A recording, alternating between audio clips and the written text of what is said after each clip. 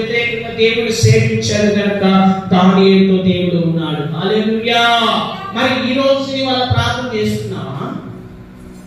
ఈ రోజు నీవు ప్రార్థన చేస్తున్నావా? రాజు వద్దన్నా సరే, రాజ్యానికి వ్యతిరేకంగా ఇదిగో రాజు తలుచుకునే దానియేలును చంపేయగలిగిన సామర్థ్యం కలిగిన రాజుకి వ్యతిరేకంగా దేవుని ప్రేమించాడు దానియేలు. ఈ రోజు మనం ప్రేమిస్తున్నావా? ఒక్కరోజు పని మానుకుని దేవుడి కొరకు కేటాయిస్తున్నావా? ఒకరోజు కడుపు కట్టుకొని దేవుడిని ప్రేమిస్తున్నావా?